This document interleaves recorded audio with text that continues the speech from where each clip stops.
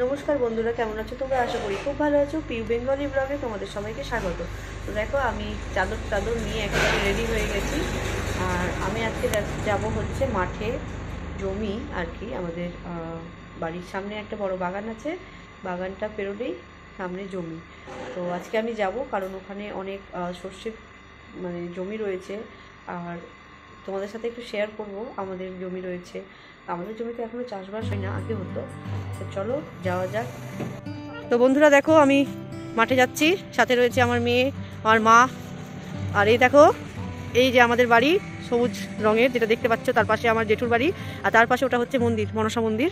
তো দেখো, এই যে সামনের রাস্তা, আর রাস্তার এপারে কোনো গ্রাম নেই, মানে কোনো বাড়িঘর নেই, বড় একটা বাগান।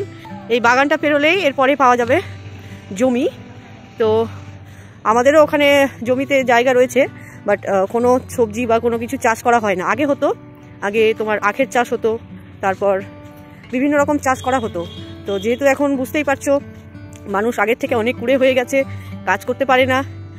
আর এত চাষবাসের কাজ তো সবার পক্ষে সম্ভবও নয়, আর সময়ও নেই। বিশেষ করে এখন সময়টাই এমন যে মানুষ একেবারেই ছোট ছোট কাজগুলোকেই বেছে নিচ্ছে। তো যাই হোক, যার জন্য এখন জমিটা এমনি পড়ে রয়েছে। আর কয়েকটা, তার মধ্যে যেহেতু চাষ করা হচ্ছে না, যার জন্য ওখানটাতে কিছুটা তোমার আম গাছ লাগানো হয়েছে। আর আম গাছে তো সেরকম পরিচর্যার প্রয়োজন হয় না। আম গাছে জাস্ট একটু স্প্রে করলেই ভালো ফল হয়, আর স্প্রে না করলেও হয়, কিন্তু স্প্রে করলে একটু বেশি ভালো ফল পাওয়া যায় আর কি, আমটা ভালো হয়। তো যাই হোক, তো ওই আমগুলো আমাদের বছরে যে আমটা হয় সেটা আর কি আমাদের সব কাকু জেঠু সবার মধ্যে ভাগাভাগি হয়ে যায়। কারণ এখনও আমাদের সমস্ত জমি জায়গা একসাথেই রয়েছে, যার জন্য তোমাদের সবার সাথে একটু ভাগ করে জিনিসটা নেওয়া হয়। তো যাই হোক, চলো দেখা যাক। দেখো, এই দেখো, পুরো বাগানটা জুড়ে প্লাইয়ের পাতাগুলো ছড়িয়ে শুকাতে দেওয়া হয়েছে। আর প্লাইয়ের মিলটা আমার জেঠুর। তো পুরো বাগানটা জুড়েই প্লাইয়ের পাতাগুলোকে শুকাতে দেওয়া হয়। আর এই দেখো, সব মহিলা কর্মচারীরা কিন্তু কাজ করে। খুব ভালো হয়েছে মিলটা হওয়ার পর থেকে, কারণ মেয়েদের কিন্তু একটা কাজের খুব প্রয়োজন হয়।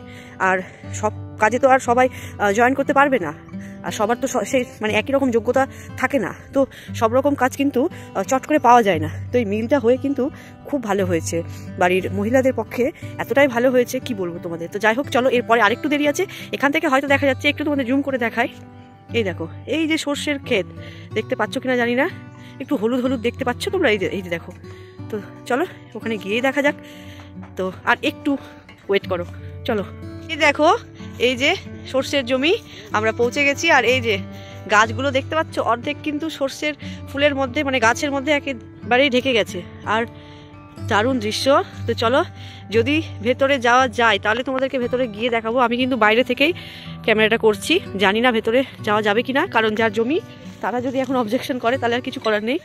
তো আমার তো দারুণ লাগছে, তোমাদের কেমন লাগছে কমেন্ট করে জানাবে। আর এই দেখো, আর এই যে আমার মা আর মেয়ে, আমার মা তো পুরো রাস্তাতে ভালোভাবে চেনে, আর আমি অনেক দিন পর আসলাম, তো একটু চেঞ্জ হয়ে গেছে পুরোটা, যার জন্য আমি ভালোভাবে বুঝতে পারছি না। তো যাই হোক, চলো, মা নিয়ে যাচ্ছে আমাদের, তোমাদেরকে একটু পরে দেখাচ্ছি।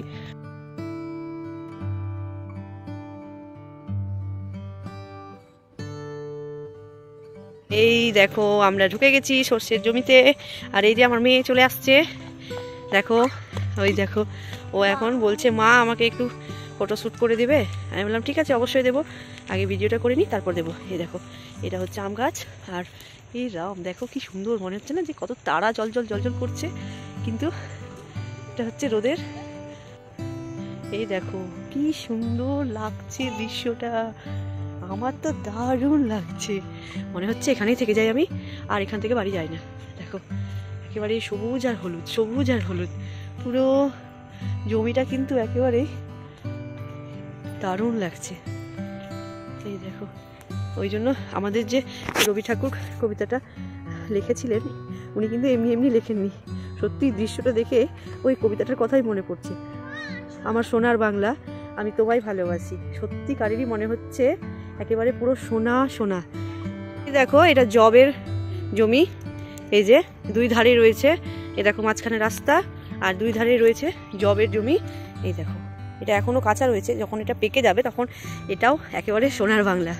তো চলো, আর একটু দূরে আছে ভুট্টার ক্ষেত, তো সেটাও তোমাদের একটু দেখিয়ে দিই, কারণ অত ভেতরে যাব না, কারণ এখানে শেয়াল বেরিয়ে যাওয়ার সম্ভাবনা থাকে। তো মা বললো আর এতটা ভেতরে যাস না, তো আমি তোমাদের জাস্ট দেখানোর জন্য একটু যাচ্ছি, কিন্তু আমার খুব ভয় করছে, কারণ এই জমিগুলোর মধ্যে না শেয়াল ঢুকে ঢুকে থাকে।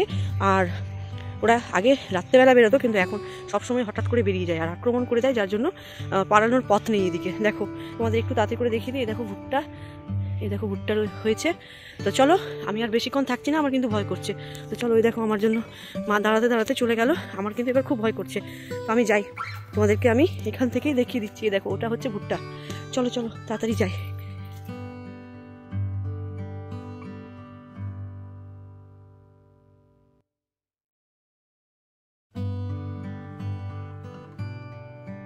আগেকার কথাটা মনে পড়ে যাচ্ছে আমার, সেই ছোটোবেলার এইরকম গাছ পড়ে থাকতো আর আমরা সবাই এরকম গাছের উপরে চেপে দোল খেতাম, তারপর গাড়ি গাড়ি খেলতাম। তো যাই হোক, আমার ছোটোবেলাটা এখন পার হয়ে গেছে, আমার মেয়ের ছোটোবেলা শুরু।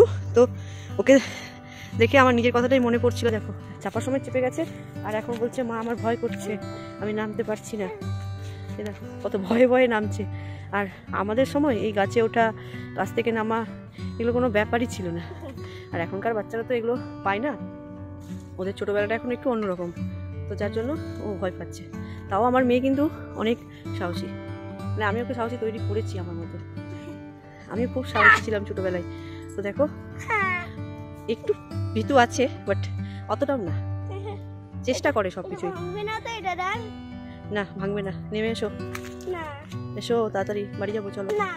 ওই দেখো নামতে চাইছে না, ভয় করছে, ভেঙে যদি যায় তাও আবার নামছে না। চললাম আমরা বাড়ি, থাকো চলো। এই দেখো আমার মা ক্লান্ত হয়ে পড়েছে, যার জন্য ও নিচে পৌঁছে গেছে। হ্যাঁ এই দেখো বন্ধুরা, এটা হচ্ছে আমাদের জমি, যেটা তোমাদের সাথে আমি প্রথমেই বললাম যে কোনো চাষবাস হয় না, শুধুমাত্র আম গাছ লাগানো রয়েছে। তো এই দেখো এই আম গাছগুলোই লাগানো রয়েছে, এখনও ছোট আছে আম গাছগুলো, তবুও আম হয়, বাট কিছুদিন পরে যখন গাছটা যখন বড় হবে তখন আরও হবে। তো দেখো এই যে এটা হচ্ছে আমাদের জমি, এই দেখো, এই দেখো আবার এসছে আর একটা ডাল পেয়ে গেছে ঝুলার জন্য, দোল খাবে তাই। এই দেখো দুলবে। তো আমার ফোনে একেবারেই চার্জ নেই, তাই জন্য আমি আর ভিডিও করতে পারছি না, আমি বাড়ি গিয়ে বাকিটা তোমাদের সাথে শেয়ার করছি। আর এখন আমরা বাড়ি চলেই যাব, কারণ এই দেখো এই যে মাঠ থেকে আমরা চলে আসলাম বাড়ির পথে, আর এখন বাড়ি যাব। ফোনে কিন্তু একেবারেই চার্জ নেই, তাই আমি বেশি ভিডিও দিতে পারছি না তোমাদের।